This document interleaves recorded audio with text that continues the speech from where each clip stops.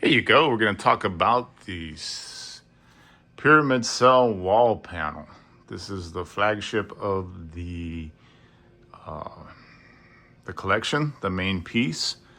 The inspiration for all the rest came from the original one I made of this. The original one was done on a small printer where each one of these panels would have only been like a foot square. But putting it together, they would fall off and it was a pain in the butt. So until we actually could get the large format printer and we could do this in one piece, that it's all printed in one piece, wasn't really commercial viable. That's why these things are just coming out now, because the technology has just reached an affordable rate.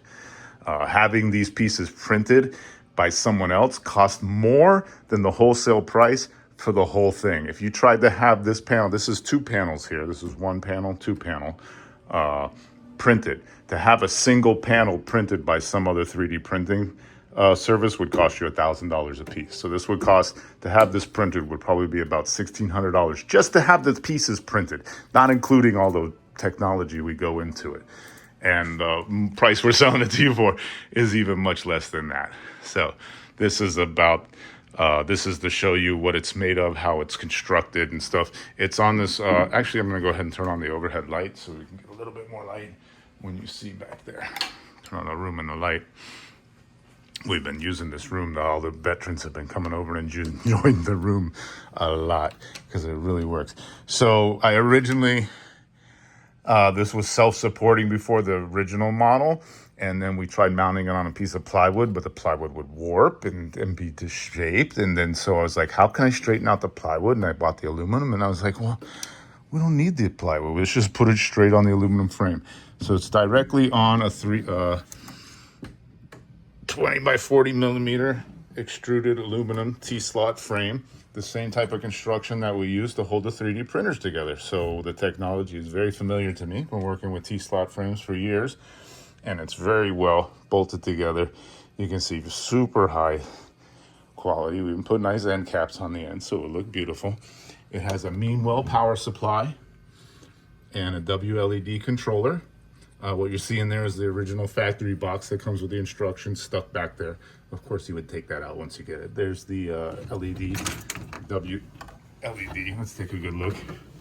It's nice, thermally protected. Has more power injected on both sides. That's why you get a uniform look, because it's got power injected in the front and in the rear. So you have a nice uniform look. Beautiful. This is an 18 amp. Or is this 10 amp? This is a 10 amp power supply. The most this system uses at full capacity is 2.5 amps, maybe 2.8 amps turned up to capacity. And we run it at about 20% capacity at all times. So this thing can get brighter than the sun, and we don't get it there. We don't have no need to get it there. So this power supply is running at 20-30% of its capacity. It's never going to even get hot or overheat or anything. It's been on nonstop for a day, and it's still cold because it's cold outside. The frame is still cold to the touch. And there's the Meanwell controller. Of course, you can always change the controller and upgrade it to any other controller. Super easy, because you see how easy it is to access. It would just be a plug in and plug out change. You can see how easy it is to access any of the parts or components that need to be accessed for repairs. It's very easy. The front frame releases very easily from here by just unscrewing these two screws. This piece stays this end, this part's glued to the front screen, and you just take the screws out and you can remove the screen and replace the lines if you'd ever need to replace the lines. So that pretty much shows you the construction of the big panel, all of its components, and its beautifulness and its grandeur. Let's talk a little bit about the pyramid cells. If you want to see, they're designed so that it fools your eye into not seeing the roundness of the pixel.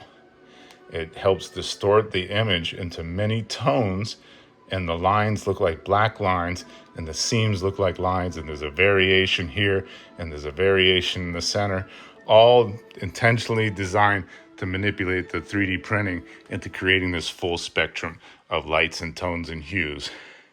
And it's not even a black line, it's just the seam. It's all white. It's all one color. There's no black in there. Even though you see black lines, they're just the seams of the white where it's a little bit thicker. Sort of like using lithographs. The idea behind lithography is what I've kind of practiced here to manipulate that. You'll see that expressly produced here with the different infills that we use and the obelisks when we get to that.